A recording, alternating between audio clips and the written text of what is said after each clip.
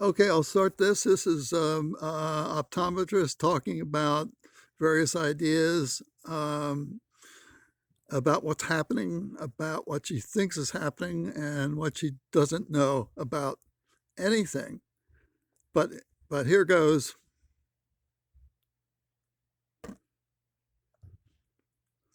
So emmetropization should work in that the refractive components of the eye, like the cornea and the lens, should harmonize with the elongation of the eye.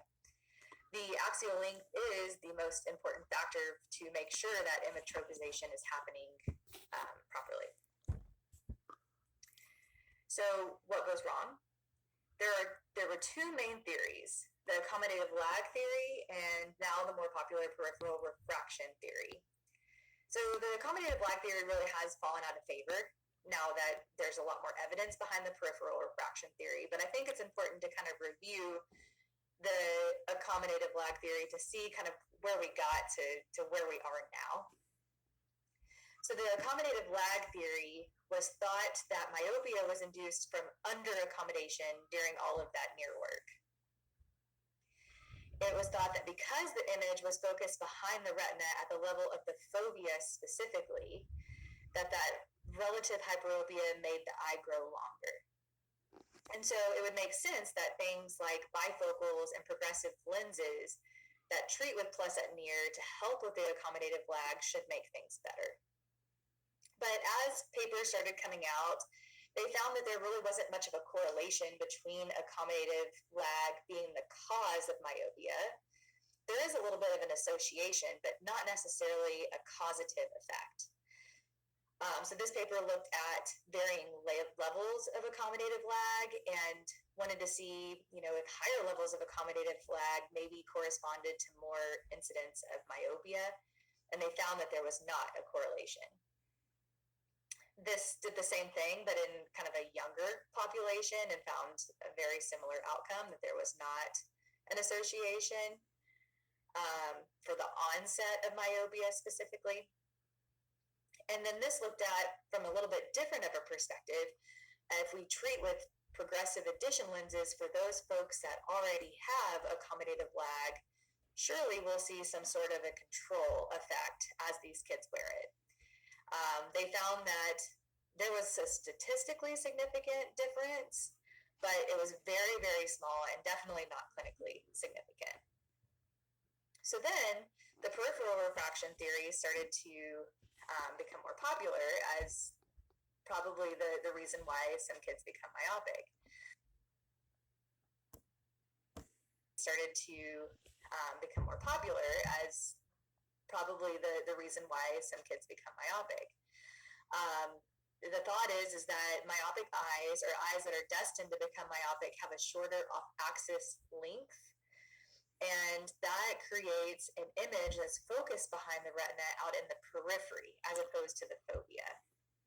And then that is what stimulates the eye growth. So we would treat with things that we would treat with plus in the periphery with things like orthokeratology or with multifocals.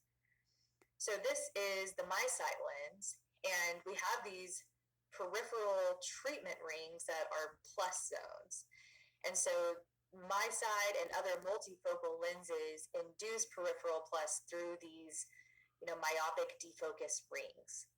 And then orthokeratology also induces myopic defocus of bringing those rays in front of the retina by gently reshaping the cornea while the child sleeps. So both do the same thing in a little bit different of a way. And you can see that the two theories have a lot in common. It's just more so what part of the retina is perhaps, stimulating that eye growth, which we think is very likely the periphery. It's not really known at what level specifically of the eye that drives the abnormal elongation of the eye. Um, but it's thought that perhaps the choroid is the biggest driver in most of the data that's available. So there are some really cool studies out there. This one I really liked reading. It's an avian study.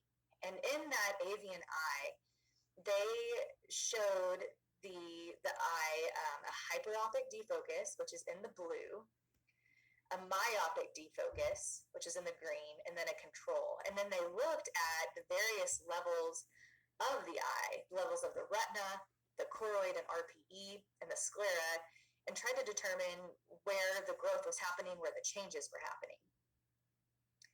And they found a pretty dramatic change in the chicks.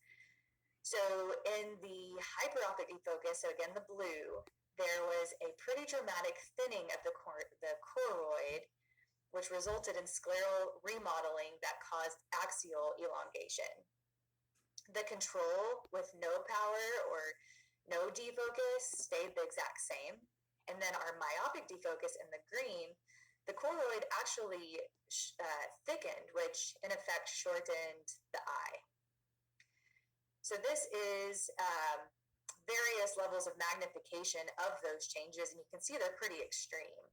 This one is specifically the myopic defocus, so you can see where that dark area is in the picture A, between the two triangles, that choroid just being significantly thicker.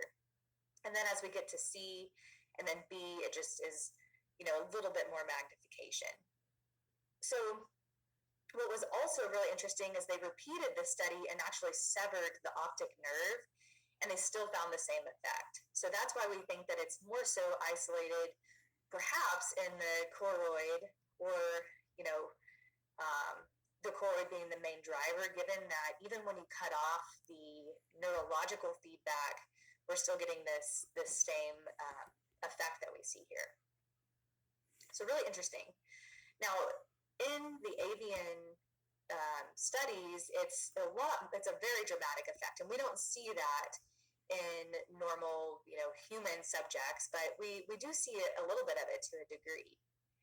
So in this study, they induced either a +3 diopter amount of defocus to one eye and a control to the other, and then they actually switched by doing a hyperopic defocus with a -3 and a control.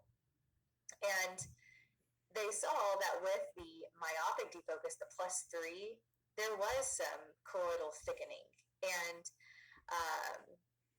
axial length decrease because of that change. Conversely, with the hyperopic defocus, we saw the opposite, where the choroid thinned out and the axial length got a little bit longer.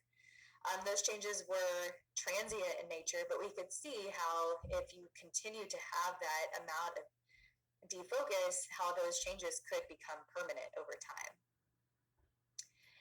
This looked specifically at myopic and non-myopic kids ranging from 10 to 15 years old to look at just that. How does the choroid of myopes compare to non-myopes in this age range? And surprisingly, they found a 16% thinner choroidal thickness in those that were myopic versus those that were not myopic. And we may think, well, of course, the eye is getting longer. Of course, the choroid is going to be a little bit thinner through that passive stretching and elongation of the eye. And the researchers in this study addressed that and said, yes, but only 6% of that thinning should be attributed to passive stretching. And in addition to that, as kids get older, their choroid should actually thicken over time as opposed to thin over time. So why do we care about all this? What's the point here? How do we make this clinically applicable? Well, I think, one thing that's really important to think about is the very same refractive error that's changing in your chair as this kid is nice and youthful with their young, healthy eyes is the same refractive error that's creating choroidal thinning, which that choroidal thinning is what can increase the risk for things like myopic macular degeneration later in life. So we're watching the early phases of the disease process potentially happening at a very young age. So what are some of the risk factors for developing myopia? And then once we do develop myopia, what are some of the ocular diseases that are associated with it? So we will review the main risk factors. The first is refractive error. It's actually the best predictor of future myopia, and it's even more powerful of a predictor than like genetics or mirror work or other risk factors that are correlated with the development of myopia. I have this chart committed to memory because I like being able to just, refer to it and think about it when I see these young hyperopic kids. Because if a child shows that they are less hyperopic or more myopic than these numbers here at the age next to it, then their risk of developing myopia is pretty high. And so what do we do with that information? You would probably want to monitor these kids at a more frequent basis than just every year, knowing that they have these risk factors. Genetics, we do know, plays a role. If a parent is myopic and the other parent is not, there's about a 2 times greater risk. If both parents are myopic, then we have about a 5 times greater risk. But as we saw earlier with this graph here, genetics can't be the only thing at play because genetics result in very slow changes over time. And this is a very fast increase. So, there are other environmental factors that are definitely at play here. We also know that for a couple of reasons. One being that even across the world with all kinds of different genetics going on, we're still seeing the same increase in myopia to a significant degree. And those that are of the same race but in different locations, so if you have Indian and Chinese origin in Singapore, they have much higher myopia prevalence than those that are in more rural settings. We might think, okay, well, is it like a rural versus urban thing? Maybe, but kind of a small amount. There's about a 2.6% increased risk of. Okay, this is about an hour long. I wanted you to hear the multiple theories of the eye based on thinking the eye is too long or too short when it has positive and negative refractive states, a gross distortion, misunderstanding. I'd emphasize where she talks about kids with hyperopia. It's a terrible term, terrible. The normal eye needs a positive refractive state to have 20/20. In fact, that was my major point in getting my refractive state to change from about -1 diopter to +0.5 diopter. So when she draws those kids and says hyperopia, she's really talking about what's very valuable, a positive refractive state for these kids. And that would be one major point of using that autorefractor or personally verifying your own refraction at home, refractive state at home. This way you'll know what's going to happen or be prepared for prevention when your kid is, quote, hyperopia, unquote. Preserving that positive refractive state would be crucial for solving the problem of nearsightedness by never letting that kid's refraction change from positive 20/20 to negative 20/50. So keep this in mind, and I think it's about 55 minutes or so. I'd listened to the whole pitch. This is the first time I've seen all the various multiplicity of theories of the eye and experiments presented in this way. So I'm in favor of prevention, and I now have no choice but to do it myself because no optometrist in this world will help me. I've got to be objective and consistent about it if I want to keep my vision clear. I don't know about your vision. I can't do one thing to help you. Sorry. Thank you.